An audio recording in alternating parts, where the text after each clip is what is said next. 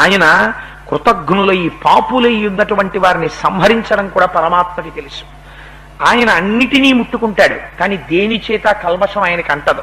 ఆయన శవం మీద ఆయన కిరణాలు పడతాయి, బురద మీద ఆయన కిరణాలు పడతాయి, శ్మశానంలో ఆయన కిరణాలు పడతాయి, యజ్ఞ వేదిక మీద ఆయన కిరణాలు పడతాయి, బంగారు మేడ మీద ఆయన కిరణాలు పడతాయి, పనికి మాలినటువంటి ఎందుకు పనికి రాకుండా రోడ్డు పక్కన పడిపోయినటువంటి ఒక కుక్క కళేబరం మీద ఆయన కిరణాలు పడతాయి.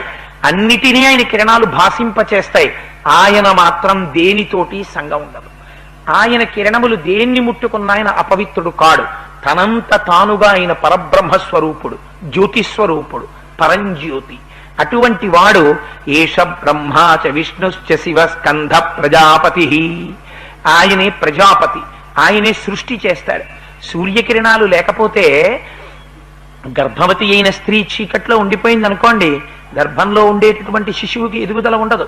అందుకే మనకి తనంత తానుగా విటమిన్ ఈ ఎక్కడి నుంచి వస్తుంది అంటే సూర్యకిరణాల్లోంచి వస్తుంది. అందుకే నీతి శాస్త్రంలో మాట చెప్తారు, బాలార్క ప్రేత ధూమశ్చ. సూర్యుడు ఉదయిస్తున్న సమయంలో దీర్ఘ ప్రయాణం కాలినడకలో బయలుదేరకూడదు. ఎందుకంటే బాలార్కుడంటే తెల్లవారుజాము నుంచి బయలుదేరినటువంటి సూర్యకిరణాలు మీద పడితే లోపల ఉండేటటువంటి శక్తిని లాగేస్తాయి ఆ కిరణాలు. సాయంకాలం ఉన్నటువంటి సూర్యబింబానికి ఎదురుగుండా నించుని ఆడుకున్నా ఏదైనా చేసినా ఆ కిరణములు మీద పడితే, ఇప్పుడైతే బహుశా విటమిన్ ఈ అంటున్నారేమో దాన్ని, ఆ లోపల తనంత తానుగా ఒక శక్తిని సూర్యకిరణం ప్రవేశపెట్టేస్తుంది. అందుకని దేంటి ఎక్కడి నుంచి వస్తుంది ఆ విటమిన్ అంటే సూర్యకిరణాల్లోంచి వచ్చేస్తుంది అంతే. తనంత తానుగా ఆయన లోకమును పోషిస్తాడు. ఆయన స్కందుడు, ఎక్కడో లోకాల్లో ఉన్నవాడు ఇక్కడ ఈ కంటితో మీరు చూసేట్టు కనపడతాడు, అక్కడున్నవాడి కిరణాలు ఇక్కడ పడతాయి. ఆయన ఆతపి మండలి మృత్యు పింగళ సర్వతాపన. ఆయన తపింప చేసేస్తాడు లోకాల్ని.